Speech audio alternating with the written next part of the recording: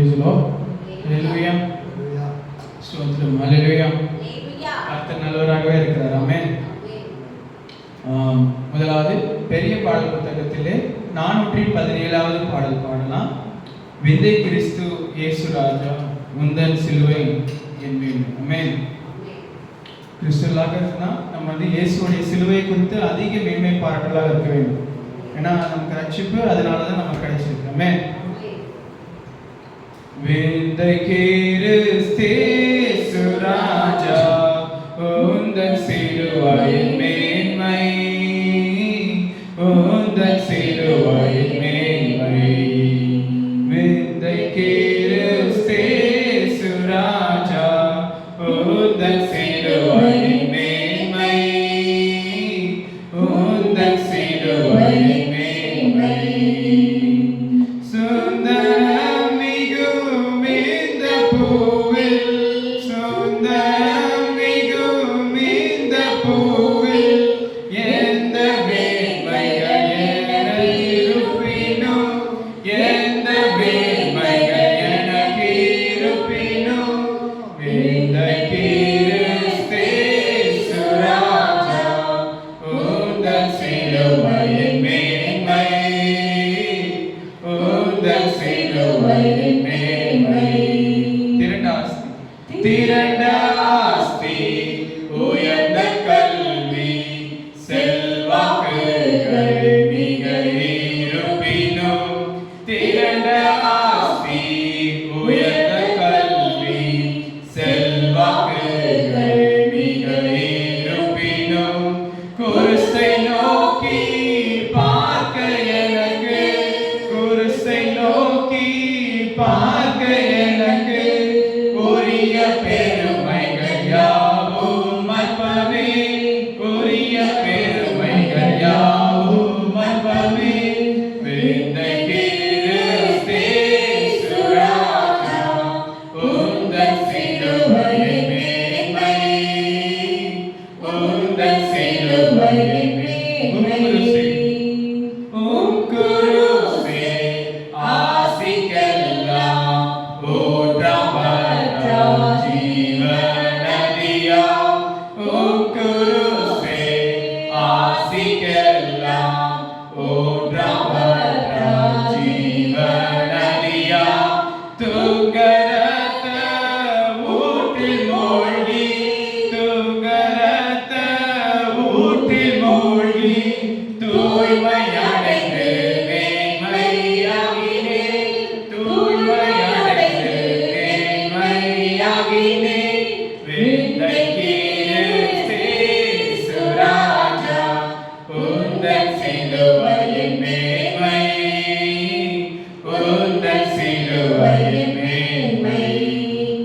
சென்னி நீலா கை காலின்று சிந்துதோ தூயரோடன்பு, சென்னி நீலா கை காலின்று சிந்துதோ தூயரோடன்பு.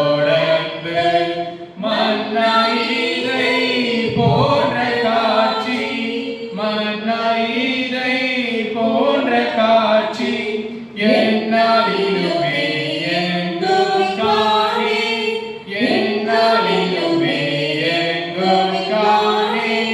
விந்தை கிறிஸ்து இயேசு ராஜா உந்தன் சிலுவையின் மேன்மை, உந்தன் சிலுவையின் மேன்மை.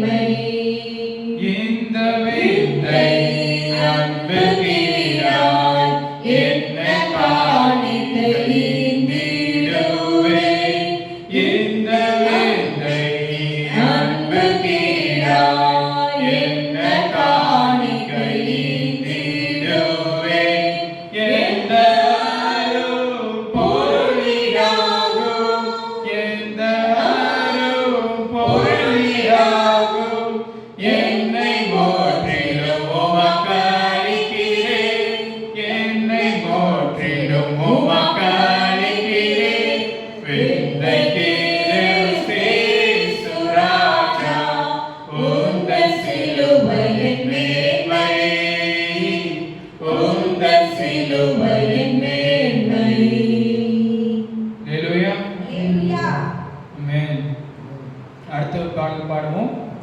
பெரிய பாடல் புத்தகத்தில் 345வது பாடல். தேனினி மயிலும் இயேசுவின் நாமம் திவ்ய மதுரமாமே. ஆமென். எல்லா இந்த உலகத்தில் எல்லாரும் கைவிட்டாலும் கடைசியில் ஒரு நாமத்தில் ஒருவர் மீது நம்பிக்கை வைக்கணும், அந்த நம்பிக்கை எனக்கு கற்று போகாமல் கடைசி வரைக்கும் இருக்கணும் அப்படின்னு ஆசைப்பட்டீங்கன்னா இயேசுவின் நாமத்தின் மேல என்ன வைக்கலாம்? நீங்க நம்பிக்கை வைக்கலாம். அல்லேலூயா. தேனினி மயிலும் இயேசுவின் நாமம் திவ்ய மதுரமாமே. அதை தேடியே நாடி ஓடியே வருவார் தினமும் நீ மனமே. தேனினி மயிலும் இயேசுவின் நாமம் திவ்ய மதுரமாமே. காசினி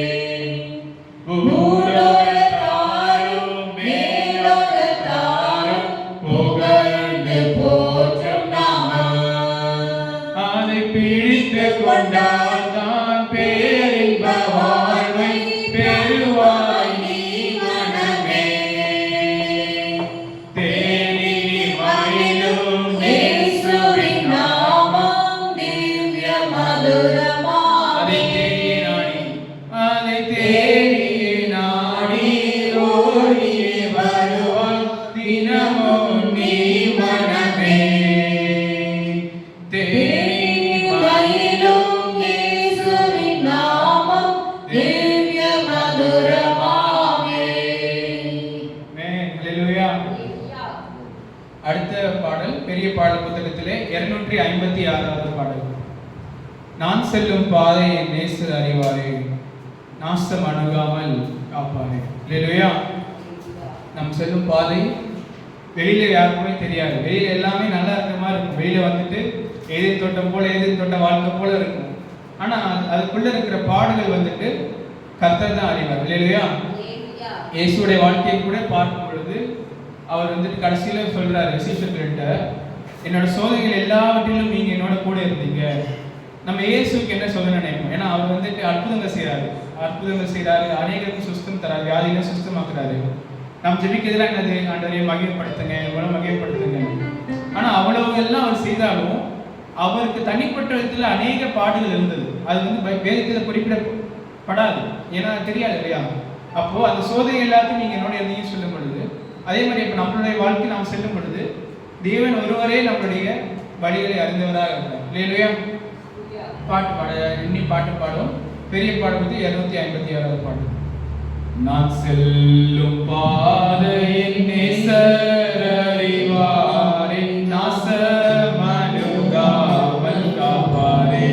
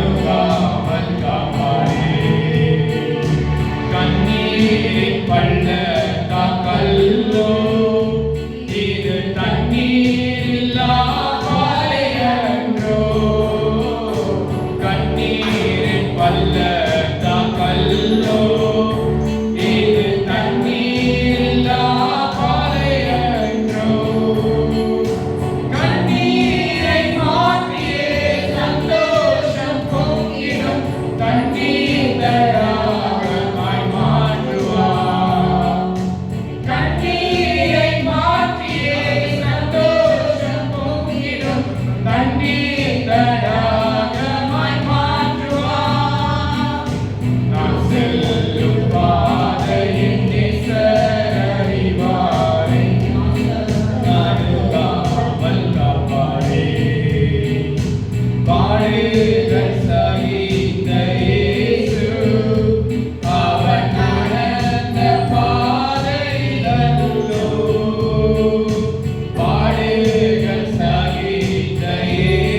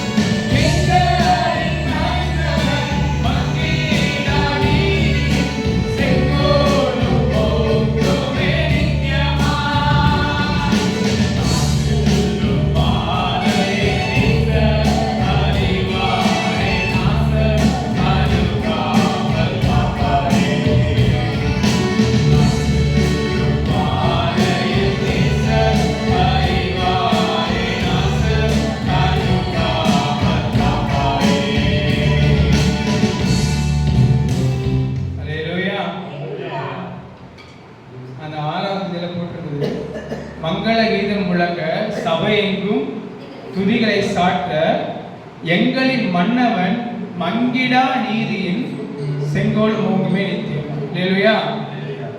ஒன்று பேதுருல பார்க்கிறோம், ஒன்று பேதுருல, அதாவது we look for the city of righteousness, அதாவது நீதி நிறைந்திருக்கிற ஒரு நாட்டை நோக்கி நம்ம செல்லுகிறோம் பார்க்கிறோம். அல்லேலூயா. அதாவது நம்ம பாவத்தை விட்டு விலகி, இப்போ நம்ம வந்து உலகத்தில் வாழ்றோம், அந்த பாவ சூழ்நிலைகளுக்குள்ளாக உட்படுத்தப்பட்டிருக்கிறோம். ரட்சிக்கப்பட்ட ஆத்மா தினந்தோறும் என்ன செய்யுதுன்னா பாவத்தை பார்க்கும் பொழுது என்ன ஆகுது? சோர்வடையுது, மரணத்துக்கு எதுவாக வைக்கப்படுது. இல்லையா?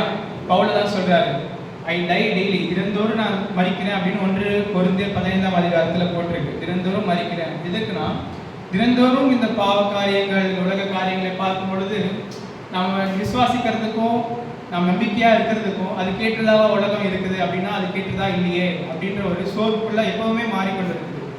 அப்போ நம்ம எதுக்கு நோக்கி போகிறோம்னா என்றைக்கும் நீதி நிறைந்திருக்கிற ஒரு நாட்டை நோக்கி செல்லுகிறோம். இல்லையா? ஓகே, எல்லாரும் இப்போ வந்து இது எடுத்துக்கலாம். ஃபாதர் பரிக்மான்ஸ் அவரோட அந்த பாட புத்தகத்தை எடுத்துக்கலாம். அதுலேருந்து சில பாடல்களை பாடுவோம், சேர்த்து பாடுவோம். 146வது பாடல். ஒன்று சேர்ந்து நாம் துதிப்போம், சாத்தானை எழுதும் தேசத்தை சுதந்திரிப்போம். 146வது. ஒன்று சேர்ந்து நாம் துதிப்போம், சாத்தானை மீதிப்போம், தேசத்தை சுதந்திரிப்போம்.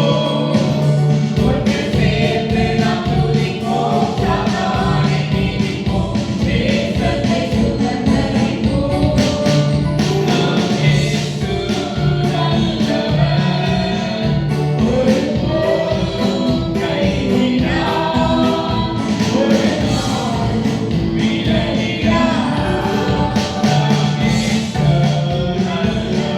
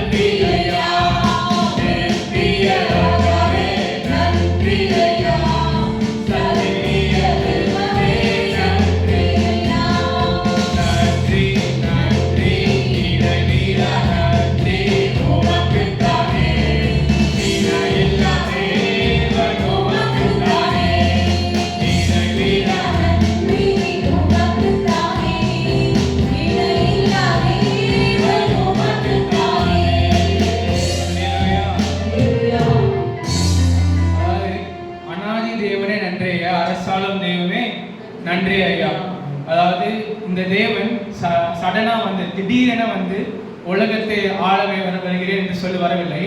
அவர் ஆதி முதல் அந்த வரை அவர் ஆளுகை செய்து கொண்டிருக்கிறார். அல்லேலூயா. அவரிடத்திலிருந்து ஒரு இமை பொழுது கூட இந்த உலகம் அவருடைய வல்லமையை விட்டு விலகவில்லை. ஆமென். அல்லேலூயா. அப்போ ஆதி முதல் அந்தம் வரை அவர் இருக்கிறதுனால தான் அவர் மேல முழுமையாக நம்பிக்கை கொள்ளுகிறோம். ஆமென். அதுக்கு முன்பாக பாடல்ல பாடினோம். அதாவது நம்ம இயேசுநாதர்ல அந்த 6வது பல்லவி, எத்தனை இழப்புகள், ஏமாற்றம், தோல்விகள், கர்த்தரோ மாற்றுவார், கரம் நீட்டி தேற்றுவார் என்ற பகுதி. அதை படிக்கும்போது கர்த்தர் எனக்கு சொன்னது என்னன்னு பார்த்தோம்னா, அதாவது அநேகர் நாம் வந்துட்டு சில நேரத்தில் பரிசுத்த வாழ்க்கையில நாம் போராடி கொண்டு இயேசு அதிகமாக நேசிக்கின்ற எண்ணங்கள் வரும் பொழுது இழப்புகள் வரவில்லை. சில இழப்புகள் வரும்போது சரி இது பரவாயில்ல, இதை கடந்து சென்று விடலாம் என்ற எண்ணமும் தைரியமும் கொள்ளுவோம். ஆனால் அநேக நேரத்தில் அது முடியாது. சில இழப்புகள் வரும் பொழுது அதை தாண்டின ஒரு மேன்மையான காரியம் இருக்கு, ஒரு நன்மை இருக்குதுன்ற ஒரு கடந்து செல்லுகிற ஒரு பாதை கண்ணுக்கு தெரியாது. இது இருந்திருந்தா மேன்மை தான், அது இல்லாமல் இருந்ததுக்கு ஒரு அதை விட்டு ஒரு நன்மை இல்லை. இப்போ நிறைய பேர் நமக்கு வந்து பெற்றோர்கள் யாரும் மறைத்து போகும்போது அதெல்லாம் போகும்பொழுது சிலர் இருக்கும் பொழுது சிலர் சரி அவர்கள் இல்லைனாலும் ஒரு விதமான வாழ்க்கை நல்லா இருக்குது அப்படின்ற ஒரு எண்ணம் சிலர் கொள்வோம். ஆனால் சிலர் இருக்கும் பொழுது சிலர் கர்த்தரை நமக்கு வழிகாட்டினவர், கர்த்தரை போல நமக்கு இருந்தவர்கள் உலகத்தில் அவர்கள் செல்லும் பொழுது அந்த இடத்தை நிரப்புற ஒரு காரியமே இருக்காது. கடைசி வரைக்கும் அந்த இடத்தை நிரப்புற ஒரு காரியம் இருக்காது. அப்போ அந்த மாதிரி காரியங்களை எப்படி மேற்கொள்றோம்னு பார்த்தோம்னா அடுத்த பகுதியிலே பார்க்கிறோம். இயேசுவை குறித்து பார்க்கிறோம். 7வது இதுல, என் இயேசு வருகிறார் மேகங்கள் நடுவிலே மகிமையில் சேர்க்கிற மருமகமாவார். அப்போ அந்த மாதிரி நபர்கள் இயேசு உலகத்தில் பிரிந்த பொழுது அவர்கள் வந்து சரி இயேசு போயிட்டார், ஆனாலும் நம்ம கொஞ்சம் பரிசுத்தாக பார்த்துட்டான்னு இல்லாமல் எங்கள் இயேசு வரணும், அவர் திரும்ப வருவார் என்று அந்த ஆர்வம் கொள்ளுவர்களாகவே இருந்தார்கள் என்று கடைசி வரைக்கும். அப்போ நம்ம எப்படி இருப்போம்னா, நம்மளை விட்டு பிரிந்த அநேகர் திரும்பவும் ஒரு நாள் வரும், அவர்களை காண்போம் என்ற ஒரு நம்பிக்கை கொள்ளுவர்களாக தான் இருக்கும். ஏன்னா அந்த சிலர் போகும் பொழுது ஒரு பெரிய அந்த இடத்தை நிரப்ப முடியாத ஒரு இடத்தை வைத்து விட்டு போயிருப்பாங்க அந்த வாழ்க்கையில். அதான் நம்ம யூதா, அந்த புது தமிழ் யாரும் வாசிக்க யூதா எழுதின நிருபம் 14ஆம் வசனம். யூதா எழுதின நிருபம் 14வது வசனம்.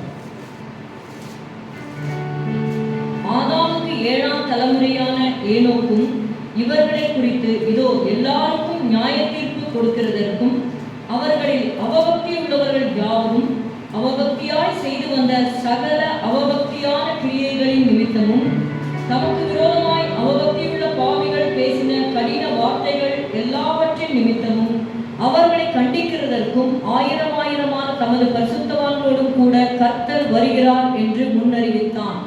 ஆமென். அதில் அநேகம் பார்த்தோம். அதில் நான் முக்கியப்படுத்தி காட்ட வேண்டிய எழுதுனா 1000 பரிசுத்தர்களோடு கர்த்தர் வருகிறார்.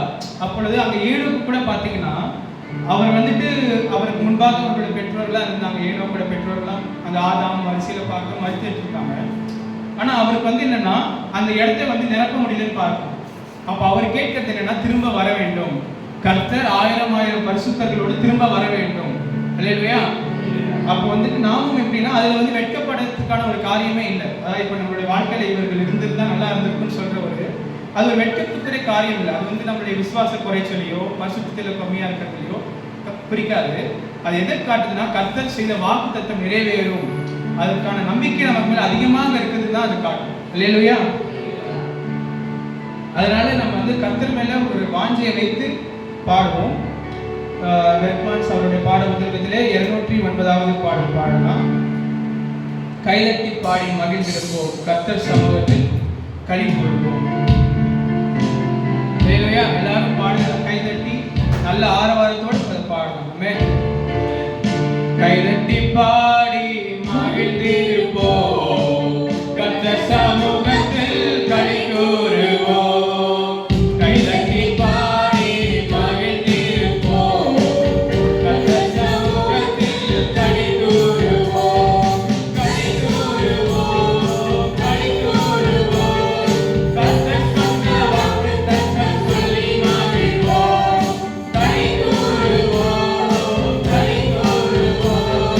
God